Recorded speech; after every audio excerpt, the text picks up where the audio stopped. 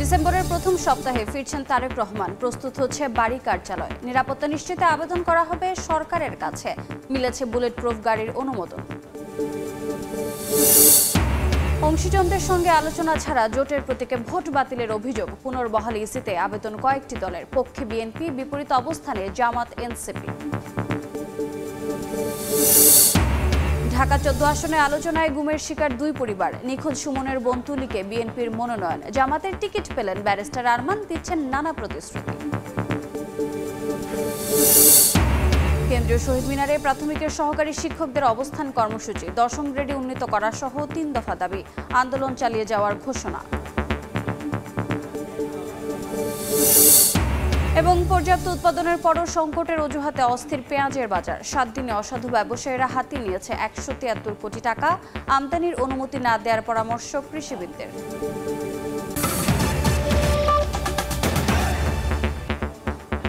সময় সংবাদের সঙ্গে আছি আমি রোজা চৌধুরী। ডিসেম্বরের প্রথম সপ্তাহে দেশে ফিরছেন তারেক রহমান। জাতীয় নির্বাচনের তফসিল ঘোষণার 1 থেকে 2 দিনের মধ্যে ঢাকায় আসছেন তিনি। বিএনপি চেয়ারপারসনের নিরাপত্তা উপদেষ্টা অবসরপ্রাপ্ত মেজর জেনারেল ফজলে এলাহি আকবর এ তথ্য নিশ্চিত করেছেন। সময় সংবাদকে দেয়া একান্ত সাক্ষাৎকারে তিনি জানান, দেশের বর্তমান পরিস্থিতি ও ভূ রাজনৈতিক কারণে তার নিরাপত্তা নিশ্চিত করতে পারে একমাত্র সরকারের বিশেষ নিরাপত্তা ফোর্স। তাই বিএনপি ও তারেক রহমানের পরিবারের পক্ষ থেকে সরকারের কাছে আবেদন জানানো হবে সর্বোচ্চ নিরাপত্তা নিশ্চিতের। আহমেদ সালেহিনের রিপোর্ট। নির্বাচনী তফসিল ঘোষণার পরপরই বিএনপির ভারপ্রাপ্ত চেয়ারম্যান তারেক রহমান ঢাকায় আসবেন এমনটাই জানাচ্ছেন দলের অনেক নেতাই। এবং তিনি কোন বাসায় থাকবেন সেটিও কিন্তু এখন অনেকটাই নিশ্চিত। অর্থাৎ গুলশান এভিনিউর 196 নম্বর এই বাড়িটিতেই উঠবেন বিএনপির ভারপ্রাপ্ত চেয়ারম্যান তারেক রহমান। দীর্ঘ প্রবাস জীবন শেষে ঢাকায় ফিরে তারেক রহমান থাকবেন মায়ের বাড়ির পাশেই। প্রস্তুত হচ্ছে 196 নম্বরের বাড়িটি। গুলশান এভিনিউর এই বাসাটির ভেতরে চলছে সংস্কার কাজ। বাইরে করা হয়েছে নতুন রং। নিরাপত্তায় কাঁটাতারের বেষ্টনী আছে সীমানা প্রাচীরে। অন্যদিকে গুলশান 2-এর 86 নম্বর রোডের বিএনপি চেয়ারপারসনের কার্যালয়ে বাড়ানো হয়েছে নিরাপত্তা ব্যবস্থা।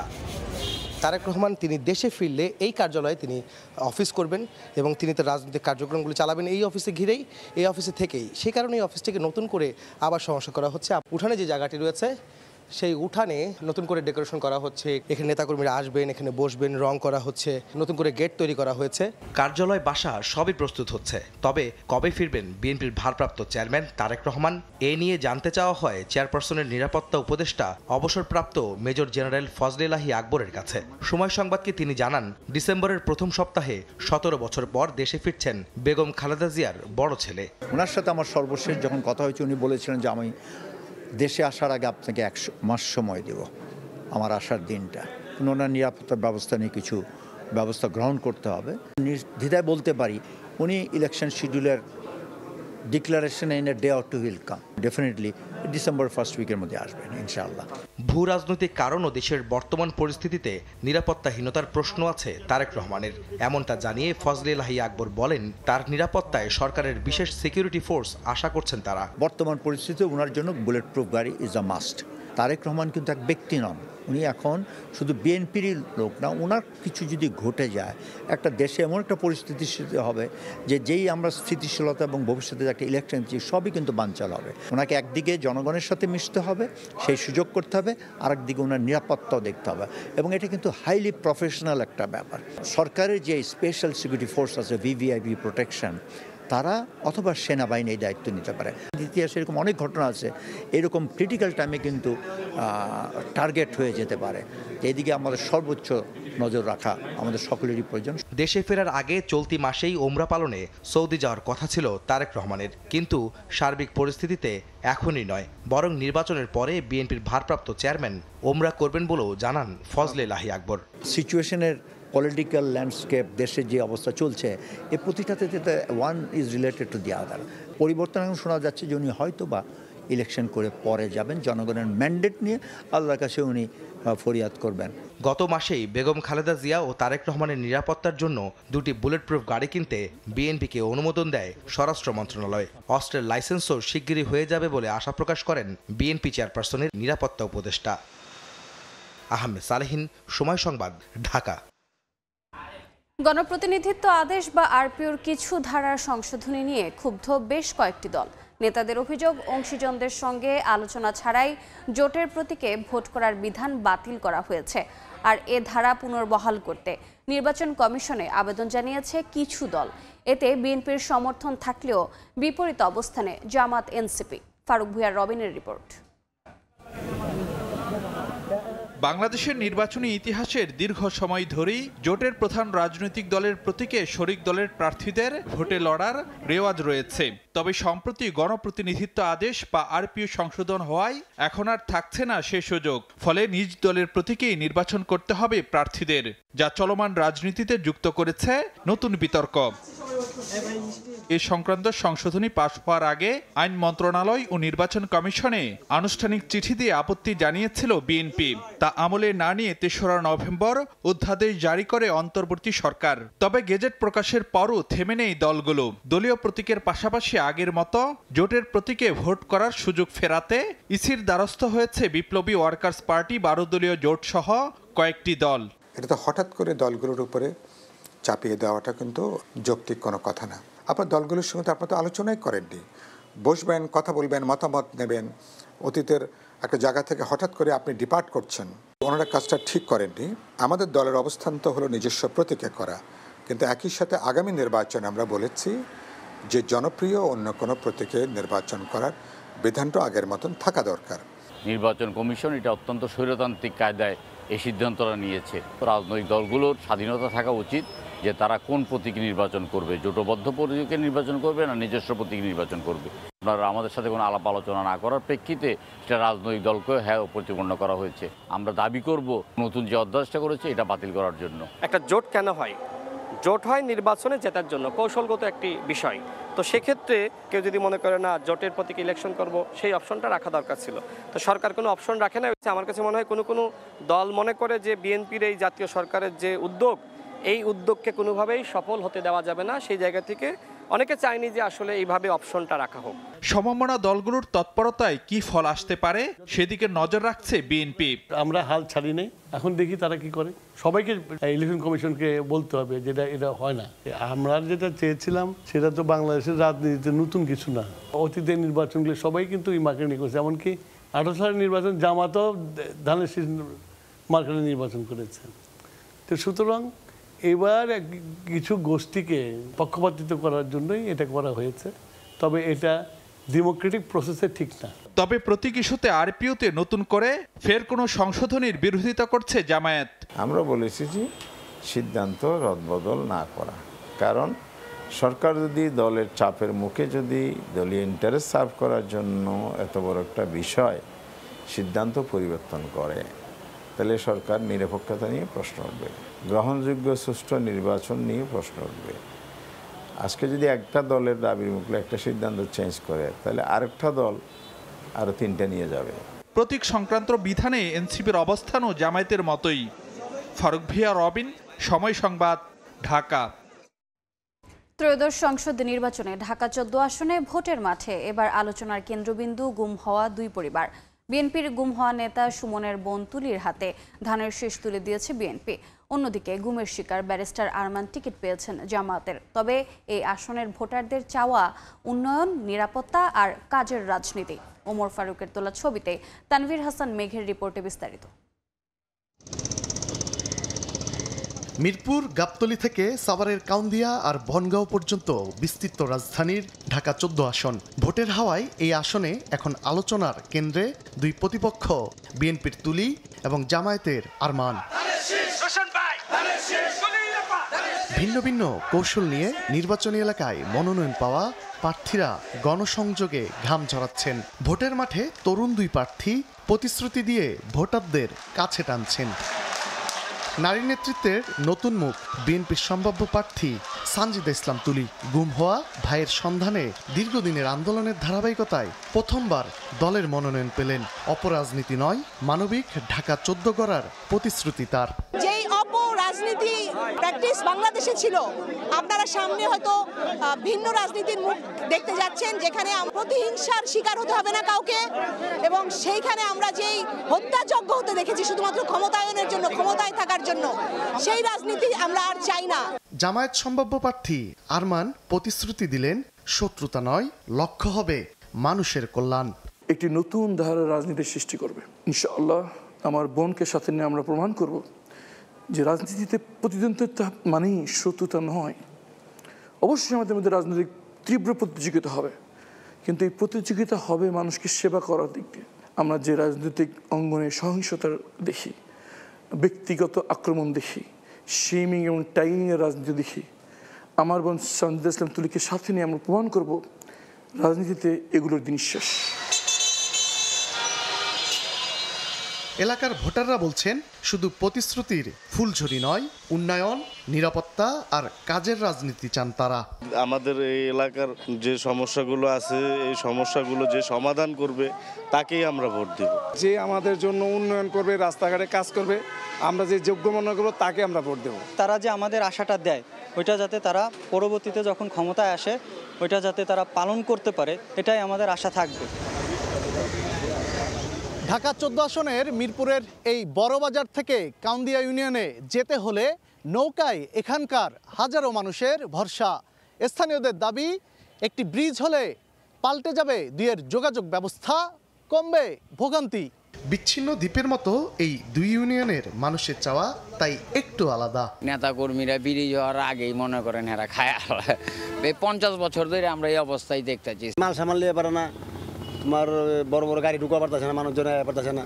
96 সাল থেকে 2025 সাল এই পর্যন্ত ব্রিজের আশ্বাস যায়, কিন্তু ব্রিজ পাই না। প্রথমবারের মতো ভোটের মাঠে দুই প্রার্থীর লড়াইয়ে ফলাফলই জানা যাবে কে হাসবেন শেষ হাসি। তবে ভোটারের প্রত্যাশা, ভরসার প্রতিদান পেতে এবার আর ঠকবেন না তারা। তানভীর হাসান মেঘ, সময় সংবাদ, ঢাকা। সময় সংবাদে আরও থাকছে।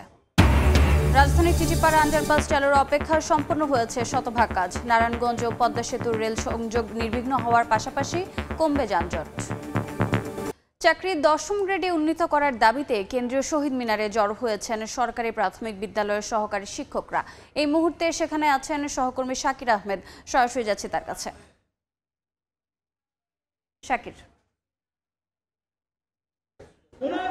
প্রাথমিক বিদ্যালয়ের সহকারী শিক্ষকদের 10ম গ্রেড সহ 3 দফা দাবিতে রাজধানীর কেন্দ্রীয় শহীদ মিনারের শিক্ষকরা কিন্তু তাদের যে অবস্থান কর্মসূচি সেটি সকাল থেকে শুরু করেছেন। এখনও কিন্তু সেই অবস্থান কর্মসূচি চলছে। শিক্ষকরা বলছেন তাদের যে 3 দফা দাবি, সেই দাবি না আদায় হওয়া পর্যন্ত তারা তাদের যে কর্মসূচি, সেই কর্মসূচিটি তারা চালিয়ে যাবেন। এই দাবিগুলোর মধ্যে তারা কিন্তু বলেছেন যে তাদের যে বিভাগীয় পদোন্নতি সেটি যেন শতভাগ করা হয়, পাশাপাশি 10 বছর এবং 16 বছরে তাদের যে উচ্চতর গ্রেড পাওয়ার ক্ষেত্রে যে জটিলতা রয়েছে সেই জটিলতা যেন নিরসন করা হয়।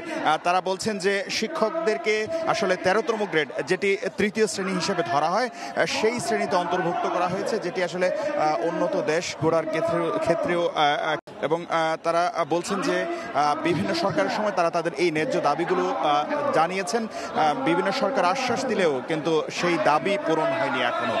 তারা বলছেন যে সবশেষ তারা অন্তর্বর্তী সরকারের কাছেও দাবি জানিয়েছেন এবং অন্তর্বর্তী সরকারের বিশেষ করে 24-এর গণ অভ্যুত্থানের পর যে গণ অভ্যুত্থানে ছাত্র জনতার অংশগ্রহণ ছিল, সেই যেখানে আসলে শিক্ষকরাও ভূমিকা পালন করেছেন। সুতরাং তারা কিন্তু এই সরকারের কাছে তাদের যে দাবি সেটি জোরালোভাবে তুলে ধরছেন এবং তারা বলছেন যে 10ম গ্রেড বাস্তবায়নের পাশাপাশি 10 বছর এবং 16 বছর পূর্তিতে উচ্চতর গ্রেড প্রদানের যে বিষয়টি সেটি যেন নিশ্চিত করা হয় এবং বিভাগীয় পদোন্নতি যেটি সীমিত আকারে করা হচ্ছে সেটি যেন শতভাগ করা হয়, সেই দাবিও কিন্তু আজকের এই যে অবস্থান কর্মসূচি কেন্দ্রীয় শহীদ মিনারে, সেই অবস্থান কর্মসূচি থেকে তারা কিন্তু জানিয়েছেন।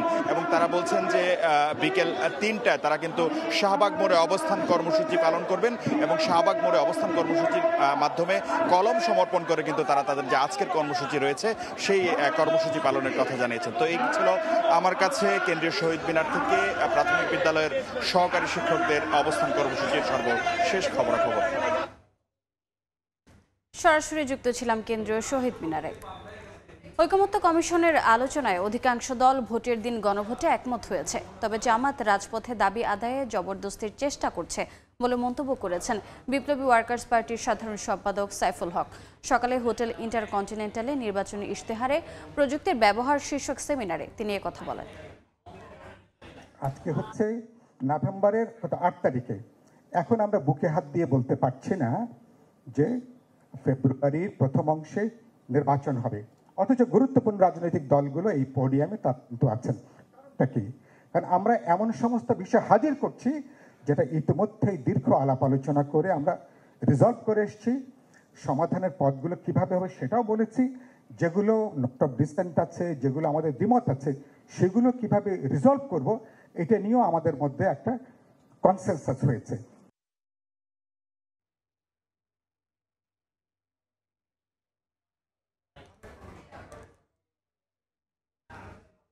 হোটেল ইন্টারকন্টিনেন্টালে নির্বাচনী ইশতেহারে প্রযুক্তির ব্যবহার শীর্ষক সেমিনারে বক্তব্য রাখছেন প্রধান উপদেষ্টার প্রেস সচিব শফিকুল আলম। সরাসরি যাচ্ছে সেখানে।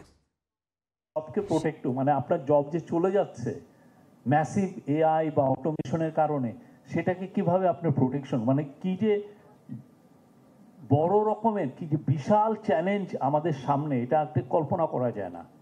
আমাদের কিছু কিছু গার্মেন্টস ফ্যাক্টরিতে দেখবেন যে তাদের এফেক্টিভলি কোনো নাম্বার অফ ওয়ার্কার বাড়েনি, কিন্তু দেখবেন যে এক্সপোর্ট বেড়ে গেছে 200, যে 100 মিলিয়ন ছিল 200 মিলিয়ন, কিন্তু দেখা যাচ্ছে তার 12,500 কর্মী ছিল, 12,500 কর্মী হচ্ছে। দ্যাট মিন সে বাকি যে গ্রোথটা, নতুন যে গ্রোথটা হচ্ছে, সেটা অটোমেশনের কারণে হচ্ছে।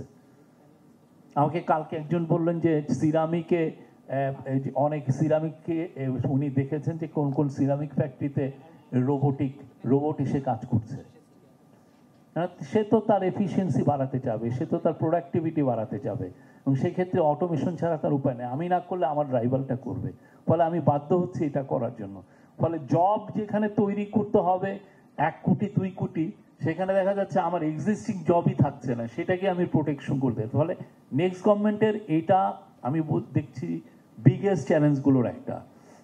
তারপরে 3 নম্বর হচ্ছে লজিস্টিক অ্যান্ড ইনফ্রাস্ট্রাকচার। আমরা যে লজিস্টিক অ্যান্ড ইনফ্রাস্ট্রাকচার নিয়ে এগোচ্ছি, হ্যাঁ, সেই লজিস্টিক অ্যান্ড ইনফ্রাস্ট্রাকচার নিয়ে আমি কতদূর এগোতে পারবো?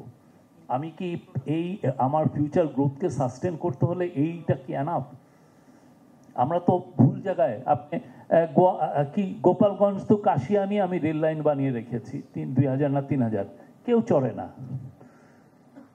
পাবনা টু কি পর্যন্ত একটা রেল লাইন রেখেছি, কেউ চড়ে না। এবং যেখানে আমার চিটাগাং টু ঢাকা এই একটা dedicated rail line, high speed rail line করা দরকার, বা আমার একটা এলিভেটেড এক্সপ্রেসওয়ে, সেটা আমরা করেছি ঢাকা টু খুলনা, যেখানে দিনে।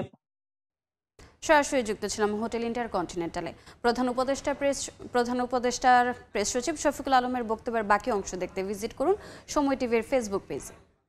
রেল সংযোগ প্রকল্পের আলোচিত টিটিপাড়া আন্ডারপাসের কাজ অবশেষে শতভাগ সম্পন্ন হয়েছে, এখন উদ্বোধনের অপেক্ষায়।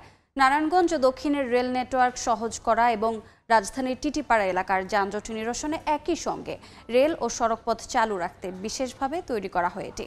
নাসিরউদ্দিন উজ্জ্বলের রিপোর্ট, ছবি তুলেছেন আবু সাইদ।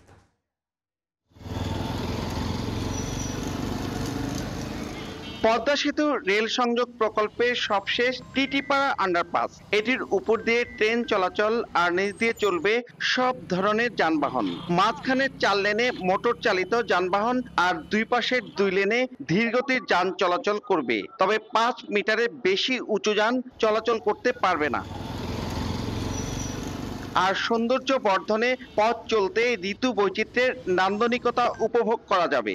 এটি খুলে দেওয়া হলে টিটিপাড়া এলাকায় যান চলাচল স্বাভাবিক হবে। এটার কারণে খুব স্বাভাবিক গাড়ির গতিতে যাবে, ট্রেন গতিতে চলবে। এটা খুলে দিলে আমরা খুব সহজে মতিঝিল আমরা যেতে পারবো। জরুরি দরকারে যারা যাবে তারা এই পথ দিয়ে সুন্দরভাবে চলে যেতে পারবে। আন্ডারপাসটিতে সুশৃঙ্খল যান চলাচল ব্যবস্থা ছাড়াও পানি নিষ্কাশনের স্বয়ংক্রিয় ব্যবস্থা রয়েছে। 75 কিলোয়াট সম্পন্ন আলাদা 4টি পাম্প রয়েছে, যেগুলো স্বয়ংক্রিয়ভাবে লেভেল অনুসারে পাম্প হবে এবং পার্শ্ববর্তী আমাদের সিটি কর্পোরেশন একটি ক্যানেলে এই পানিগুলোকে পৌঁছায় দেবে। আশা করি জনগণ এই সমস্ত ভোগান্তি থেকে বেরিয়ে এসে তারা এইটা যে সুফল সেটা পাওয়া শুরু করে। পদ্মা সেতুর রেল সংযোগ প্রকল্পের আওতায় রাজধানীর কমলাপুর থেকে যশোরের রূপদিয়া পর্যন্ত 172 কিলোমিটারে 128টি আন্ডারপাস রয়েছে। 34,000 কোটি টাকার এই প্রকল্পের অগ্রগতি 99.9% বেশি। 338 মিটার দৈর্ঘ্য এবং 31 মিটার প্রস্থের এই আন্ডারপাস এই এলাকার যানজট নিরসনে বড় ভূমিকা রাখবে। রাজধানীর কমলাপুরের টিটিপাড়া এলাকা থেকে নাসির উদ্দিন উজ্জ্বল, সময় সংবাদ। সেন্ট্রালে নির্বাচনী ইশতেহারে প্রযুক্তির ব্যবহার শীর্ষক সেমিনারে বক্তব্য রাখছেন বিএনপির স্থায়ী কমিটির সদস্য আমির খসরু মাহমুদ চৌধুরী। সরাসরি যাচ্ছে সেখানে। যে সিদ্ধান্ত নেবে আমার মনে হয় সেটা কোনো সময় হয়েছে আমার জানা নাই অন্তত। সুতরাং ম্যানিফেস্টোর চেয়ে বড় কথা হচ্ছে আমাদের চলমান জীবনে প্রত্যেকটি রাজনৈতিক দলের যে চিন্তা ভাবনা, ফিলসফি, রূপরেখা, এটার মধ্যে একটা চলমান প্রক্রিয়ার মধ্যে থাকতে হবে। আমাদেরকে এগুলো সারা সব সময় ধরে অনগোয়িং ইস্যু হিসেবে আমাদেরকে বলতে হবে। খালি যে নির্বাচন আসলো তারপর আমরা 30, 50, 100 পৃষ্ঠার একটা ম্যানিফেস্টো দিলাম, এটা বোধহয় জনগণের মধ্যে সিঙ্ক ইন করে না, সামহাও অ্যাবজর্ব করতে পারে না। এটার উপর যে তাদের চিন্তা করে এটাকে প্রসেস করে ডিসিশন নেওয়ার যে বিষয়টা, এটা খুব কঠিন। এই জন্য আমরা মনে করি, আমরা আপনাদের মনে আছে 8 বছর আগে আমরা দেশনেত্রী বেগম খালেদা জিয়া কিন্তু ভিশন 2030 দিয়েছেন। শেখ হাসিনা থাকার সময় কিন্তু ভিশন 2030 দেওয়া হয়েছে। এটাকে মাথায় রেখে যে শেখ হাসিনা উত্তর বাংলাদেশ যেটা হবে, সেই বাংলাদেশে কি কি পরিবর্তন আনা দরকার, এই ভিত্তিতে আমরা প্রায় 8 বছরকে ভিশন 2030 বিএনপির পক্ষ থেকে দেওয়া হয়েছে।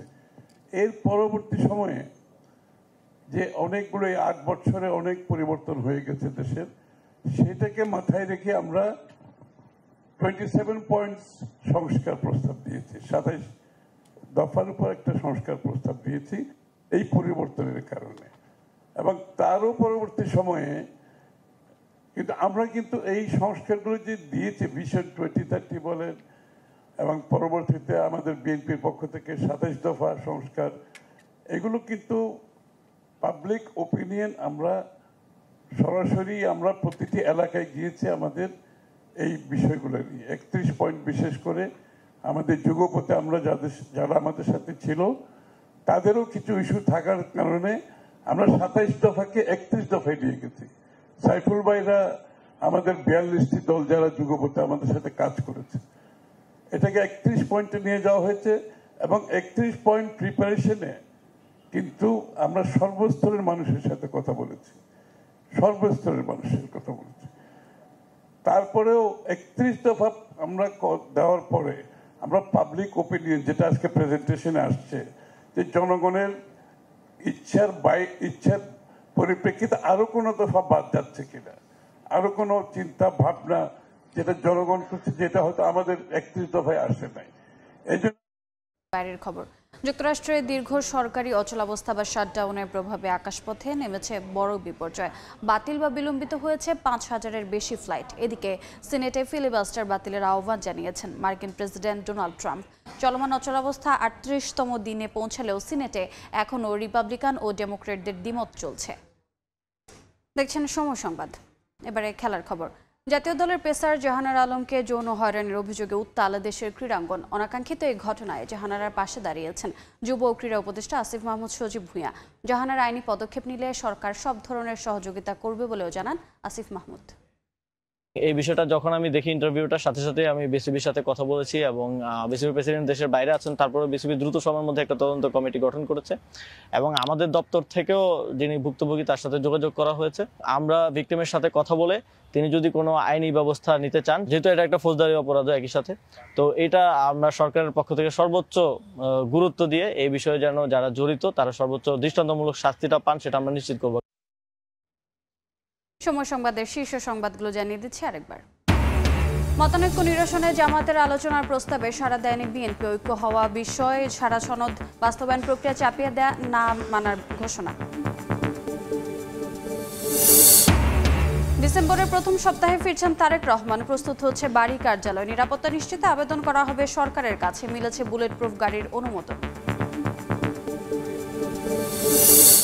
এবং কেন্দ্রীয় শহীদ মিনারে প্রাথমিকের সহকারী শিক্ষকদের অবস্থান কর্মসূচি 10ম গ্রেডে উন্নীত করা সহ 3 দফা দাবি। আন্দোলন চালিয়ে যাওয়ার ঘোষণা।